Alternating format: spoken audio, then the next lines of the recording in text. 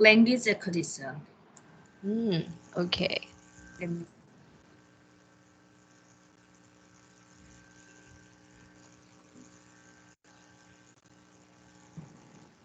So many psychologists are particularly interested in how we learn languages. Often developmental psychologists are curious about how our language learning reflects or predicts our cognitive development.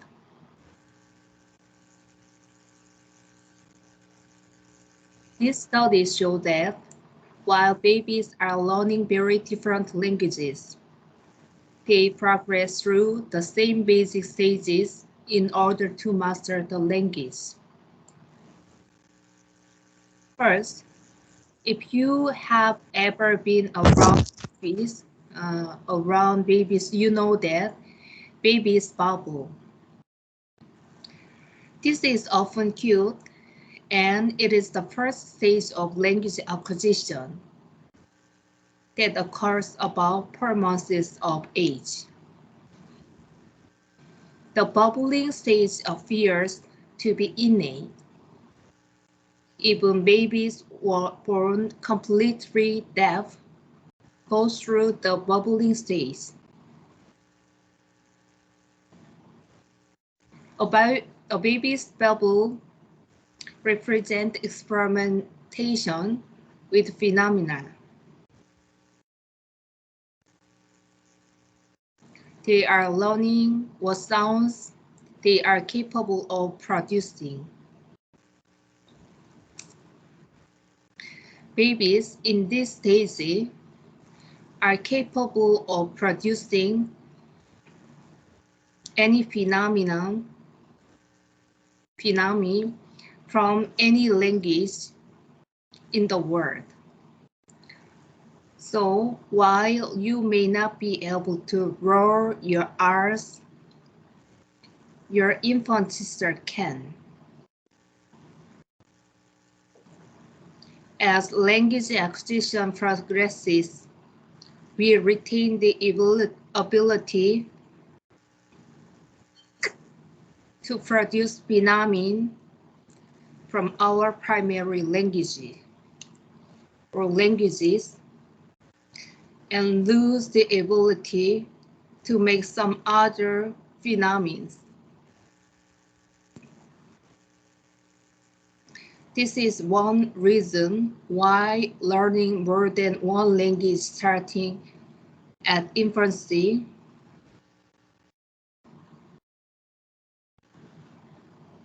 may be advantageous. Babbling progresses into utterances of words. As babies imitate the words, they hear caregivers speaking.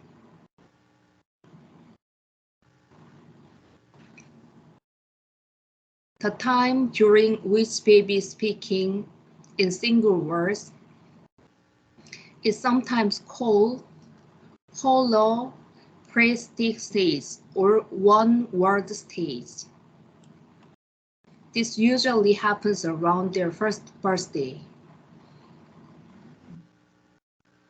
So they just say only one word at the very first time. And then the next language acquisition stage occurs at around 18 months and is called telegraphic speech or two-word stage. Toddlers, which are 18 months, will combine the words they can say into simple commands. Meaning is usually clear at this stage, but syntax is absent.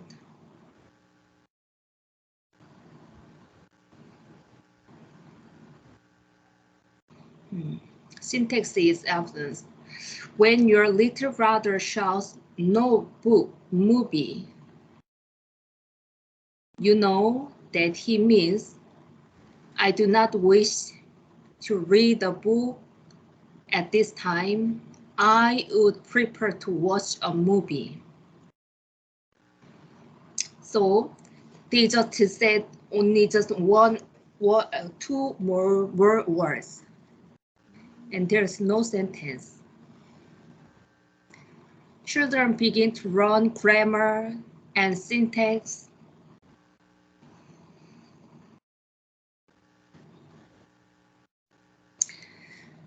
Rules used during this stage sometimes misapplying the rules.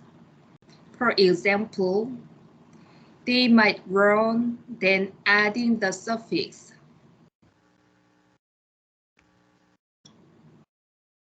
ed signifies past tense, but they might apply it at inappropriate times, such as Marky hit my head, so I threw the truck at him.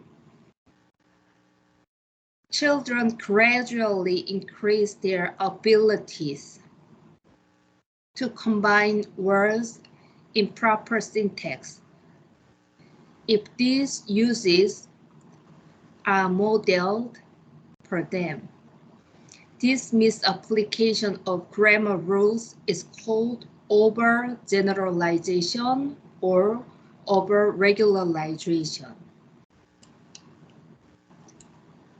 One important controversy in language acquisition concerned how we acquire language. Behaviorist theories that language is learned like other learned behaviors through operant conditioning and shaping. They thought that when children used language correctly, they got rewarded by their parents with a smile or other encouragement, and therefore they would be more likely to use correctly in the future.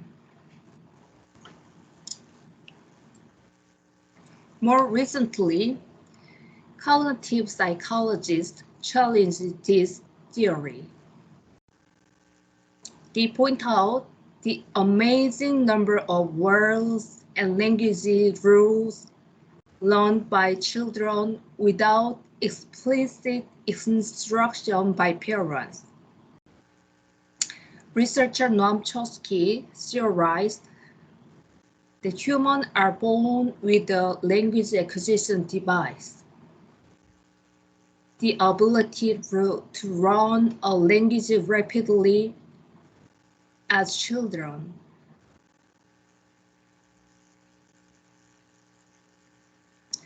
Chomsky pointed to the retarded development of language in case of children deprived of exposure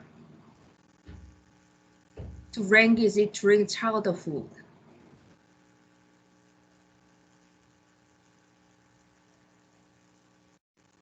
He theorized that a critical period,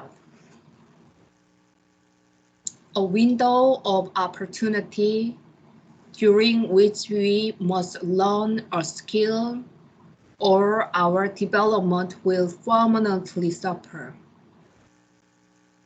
Learning language may exist. Most psychologists now agree that we acquire language through some combination of conditioning and an inborn propensity to learn language. Language and cognition.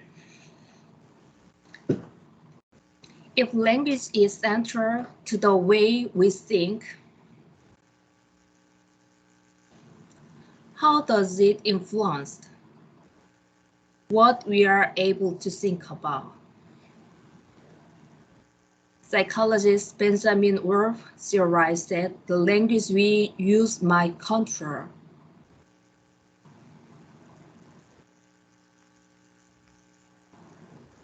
and in some ways limit our thinking. This theory is called the linguistic relativity hypothesis.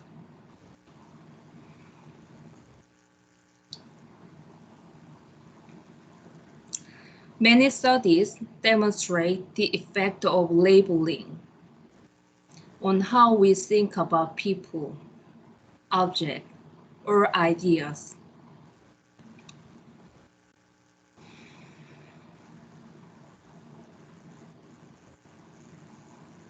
But few studies show that the languages we speak statistically changes what we can think about.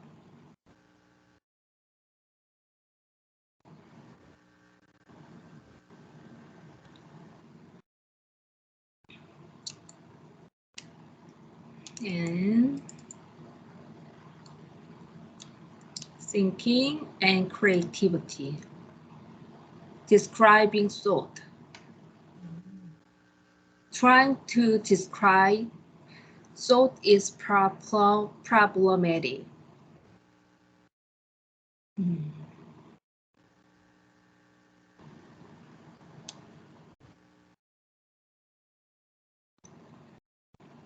Description are thoughts.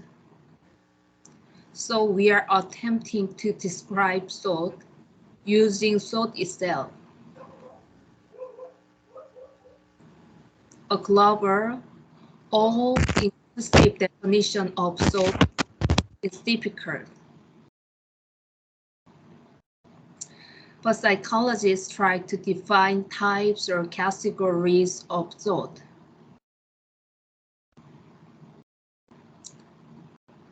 Concepts are similar to the schemata mentioned previously. We each have cognitive rules we apply to stimuli from our environment that allow us to categorize and think about the object, people, and ideas we encounter. These rules are concepts. Our concept of mom is different from our concept of dad, which is different from our concept of a soccer game. We may base our concept or prototype or what we think is the most typical example of a particular concept. Another type of thought, images, are the mental pictures we create in our mind of the outside world. Images can be visual, such as imagining what your cat looks like.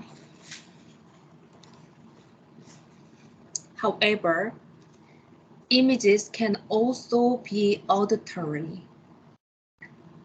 tactile, olfactory, or an image of taste, such as thinking about what hot chocolate tastes like on a very cold day.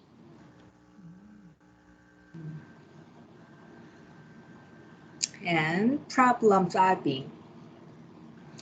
Many researchers are trying to study thought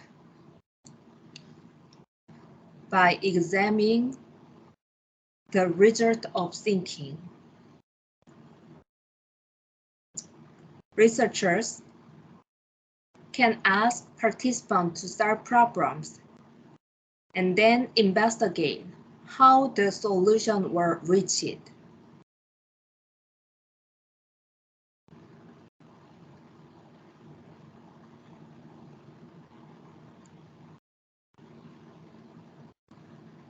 This research indicates at least two different problem-solving methods.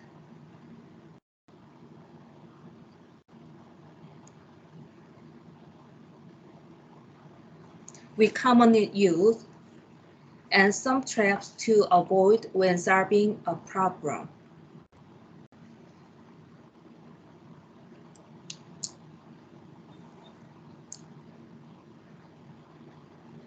Algorithm.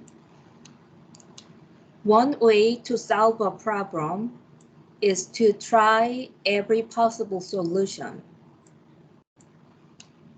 An algorithm is a rule that guarantees the right solution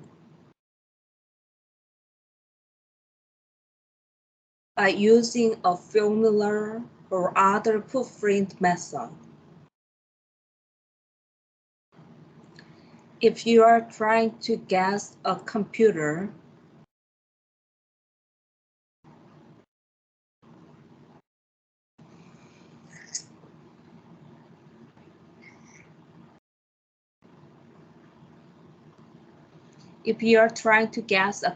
password and you know it is a combination of only two letters, you could use an algorithm and guess pairs of letters in combination until you hit the right one. What if the password is a combination of 5 letters, not 2? Sometimes algorithms are impractical, so a shortcut is needed to solve certain problems. Heuristics. Heuristic is a rule of thumb, a rule that is generally, but not always, true that we can use to make a judgment in a situation.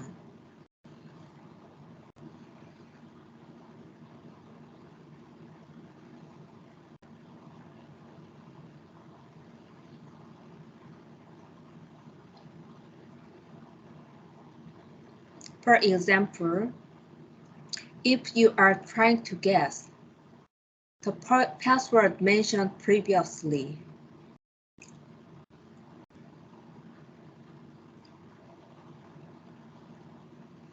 you might begin by guessing actual 5-letter words rather than random combinations of letters.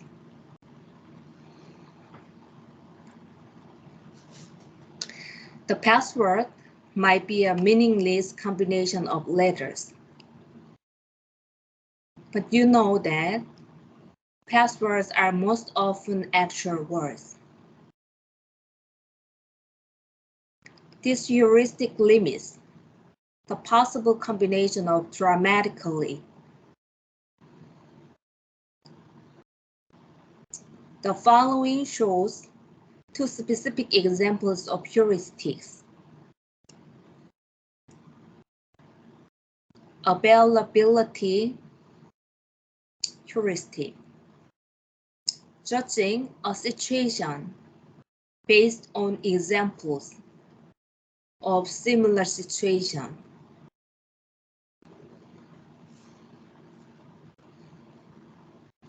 That come to mind initially.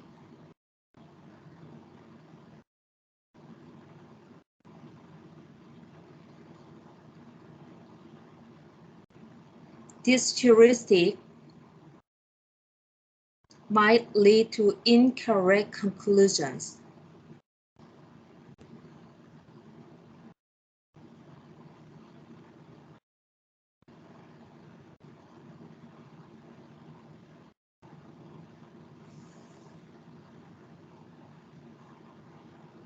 Due to variability in personal experience. For example, a person may judge his or her neighborhood to be more dangerous than others in the city, simply because that person is more familiar with violence in his or her neighborhood than in other neighborhoods.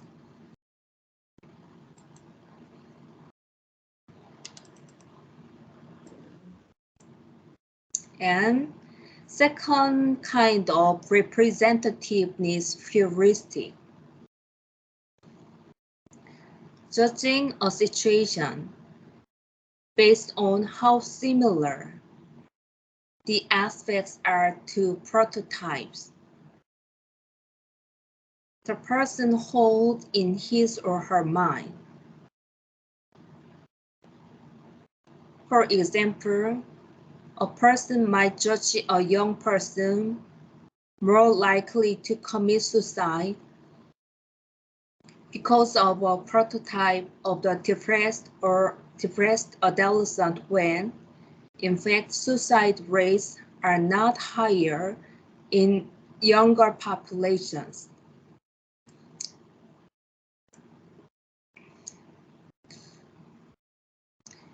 Use of this heuristic is typically helpful, but can lead to specific problems in judgment. Overconfidence is our tendency to overestimate how accurate our judgments are.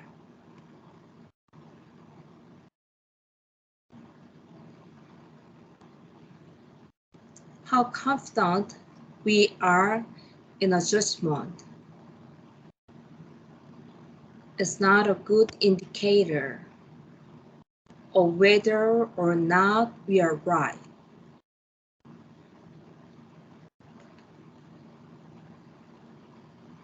In studies, most people will report extreme confidence in a judgment that turns out to be wrong in a significant number of cases.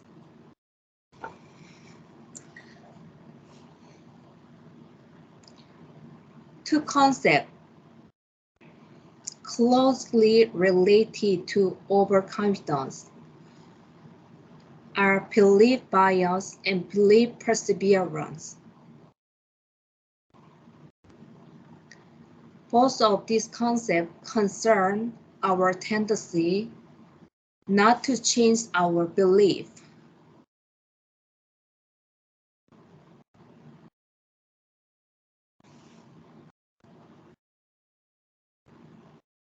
In the face of contradictory evidence.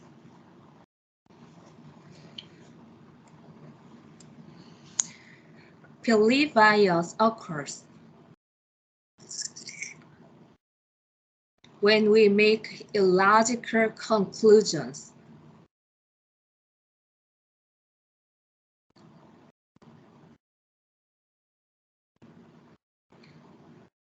In order to confirm our pre-existing beliefs.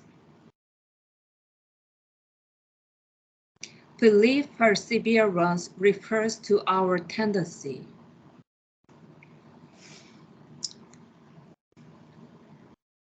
to maintain a belief even after the evidence we use to prove the belief is contradicted.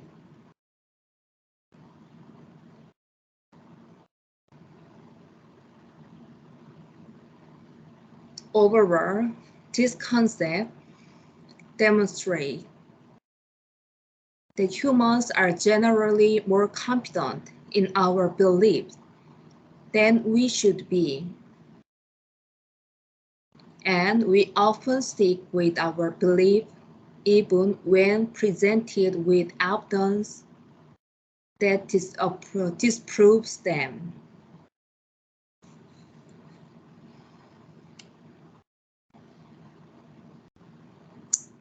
And impediments to problem solving. Problem-solving research identifies some common mistakes people make while trying to solve problems, also called mental set. Rigidity, mental set, refers to the tendency to fall into established thought patterns. Most people will use solutions or past experience to try to solve novel problems. Occasionally, this tendency prevents them from seeing a novel solution. One specific example of rigidity is functional fixedness. The inability to see a new use for an object.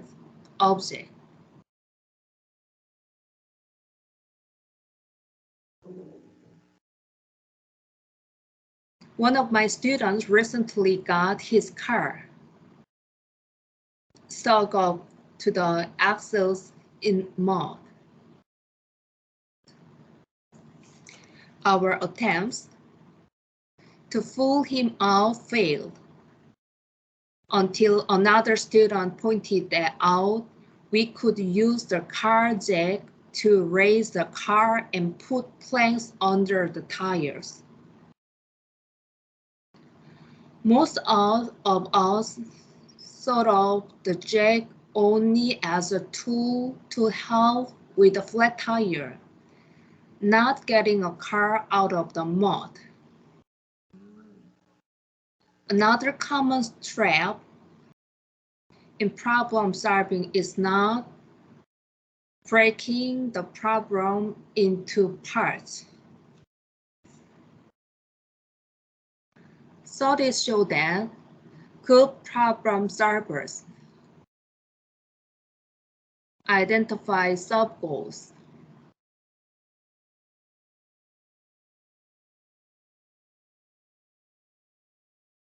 Smaller and more manageable problems they need to solve in order to solve the whole problem.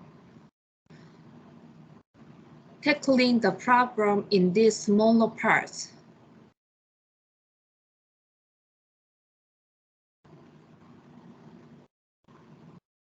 helps good problem solvers be more successful.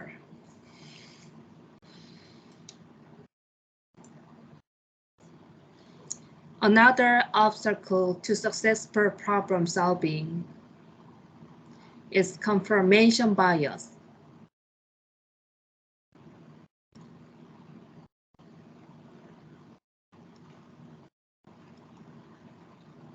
Many studies show that we tend to look for evidence that confirms our belief and ignore evidence that contradicts what we think is true. As a consequence, we may miss evidence important to finding the correct solution.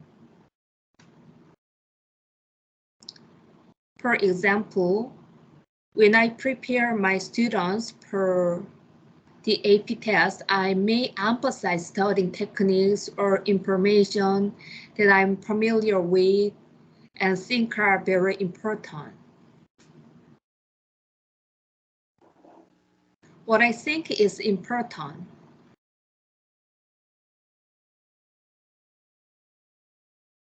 may be very different than what the designers of the test emphasized. My confirmation bias could hinder the student's success on the test.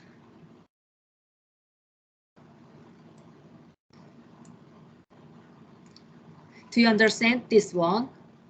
Confirmation bias, okay. Even the way a problem is presented can get in the way of solving it. Framing refers to the way a problem is presented.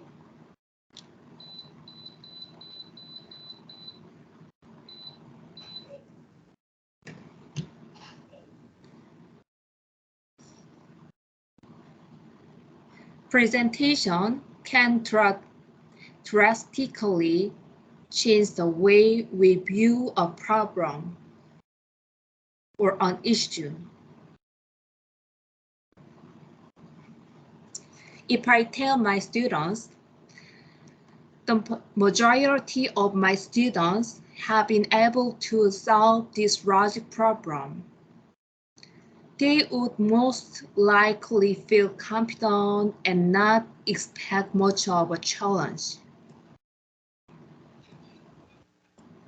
However, if I tell them, almost half of the students in my classes never get the answer to this logic puzzle, they would most likely expect a very difficult task.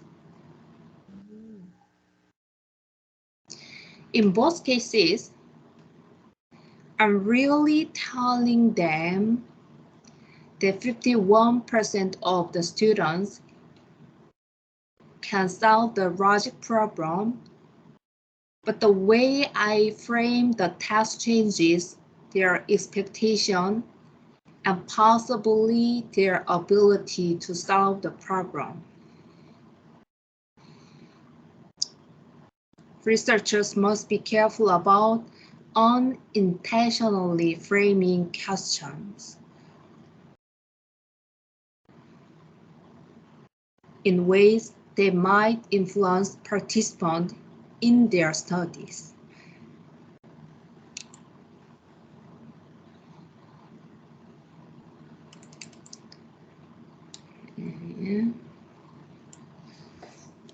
Creativity.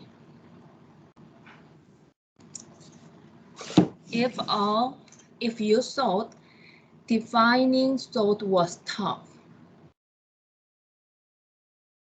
try defining creativity.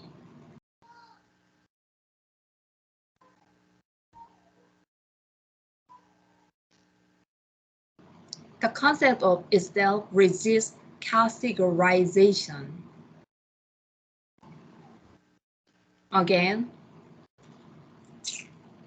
even though defining this concept is difficult,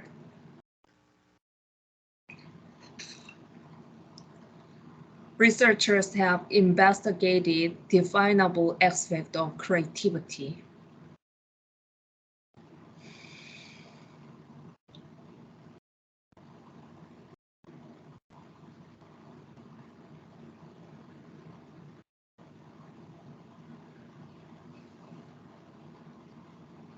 For example, Wolfgang Keller documented details of the aha experience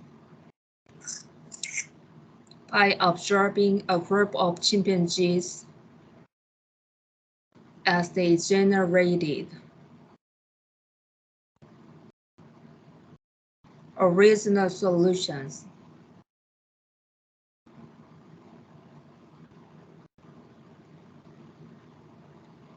To retrieve bananas that were out of reach.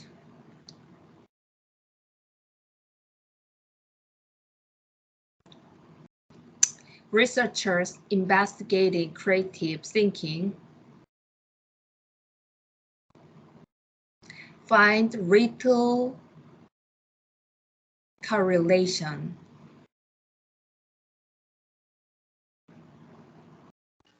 between intelligence and creativity.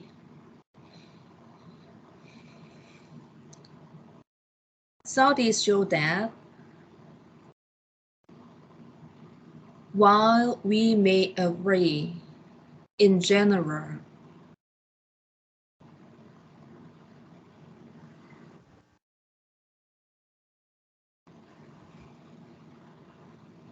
about specific examples,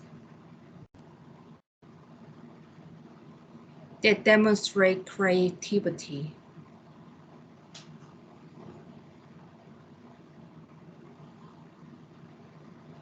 Individual criteria for creativity vary widely. Most people's criteria to embark both originality and appropriateness. When judging whether or not something is creative, we look at whether it is original or novel and somehow fits the situation. Some researchers are investigating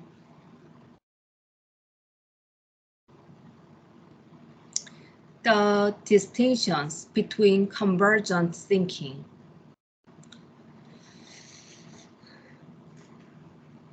thinking pointed toward one solution,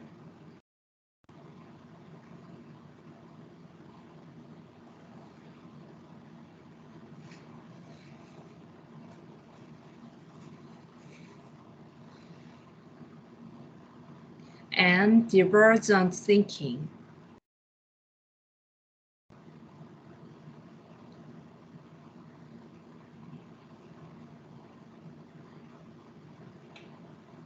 Divergent thinking, thinking that searches for multiple possible answers to a question.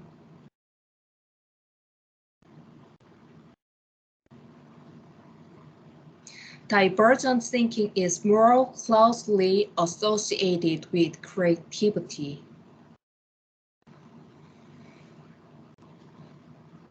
Creative activities usually involve thinking of new ways to use what we are all familiar with or new ways to express emotions or ideas we share.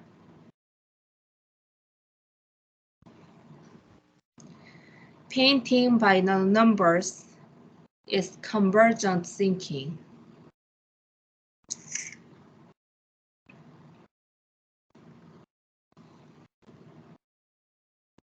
But we would probably call painting outside the lines and or mixing your own hues, creative and divergent thinking.